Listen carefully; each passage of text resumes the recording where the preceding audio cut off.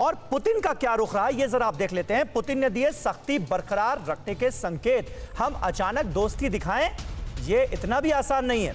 Biden बहुत सुलझे हुए और अनुभवी इंसान हैं, ये कहा व्लादिमीर पुतिन ने। अपने देश के हितों की रक्षा सबसे पहले, सर्वप्रथम, ये भी व्लादिमीर पुतिन की तरफ से साफ किया गया।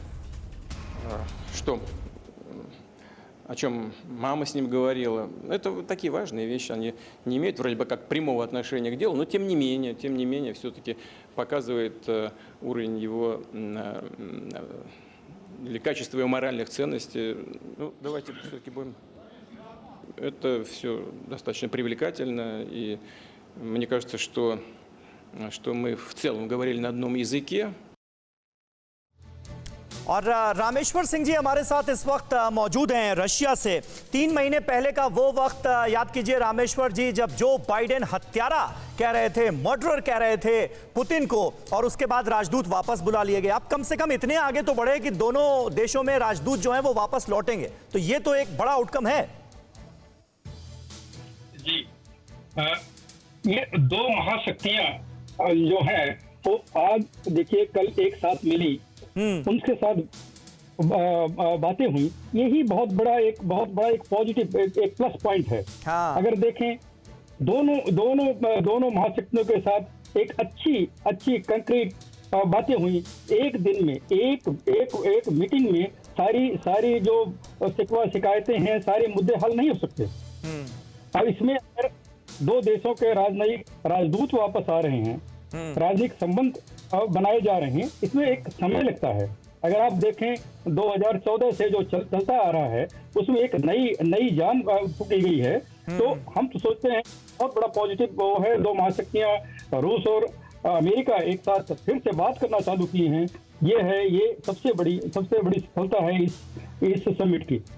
बिल्कुल, ये सबसे बड़ी सफलता है। मनीष झा हमारे साथ मौजूद हैं। मनीष, अब देखिए, अगर बातचीत ही नहीं होगी तो फिर हल की तरफ कैसे आगे बढ़ा जाएगा? तो सबसे बड़ा पॉजिटिव डेवलपमेंट तो ये है कि बातचीत हुई है।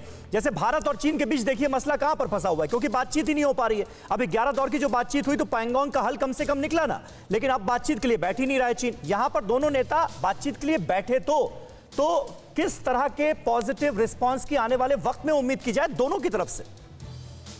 देखिए, आपने मेरे मुंह की बात छीन ली। मैं भी यही सोच रहा था कि रूस और अमेरिका दोनों की अदावत तो पूरी दुनिया जानती है, और फिर प्रेसिडेंट बाइडेन के तो चुनावी अभियान में उसने रूस को लेकर और प्रेसिडेंट पुतिन को लेकर क्या कुछ नहीं कहा था। इसके बाद भी अमेरिका के राष्ट्रपति और रूस के राष्ट्रपति मिलते हैं और ये बात करते हैं कि हम दोनों को कम से कम एक ऐसा मैकेनिज्म डेवलप करना चाहिए जहां सामान्य तौर पर दोनों देश कामकाज एक साथ कर सके।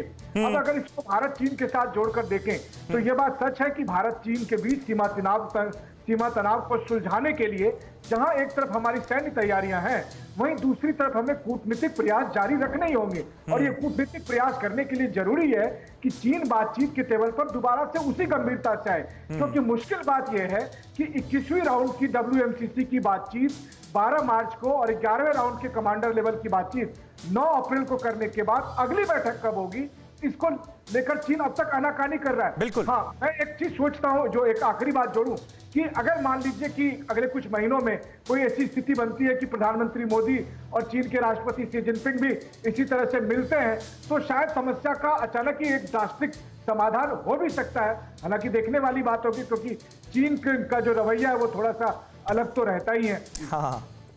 फिक्र आपकी, सोमवार से शुक्रवार रात 9 बजे सिर्फ TV9 भारतवर्ष पर।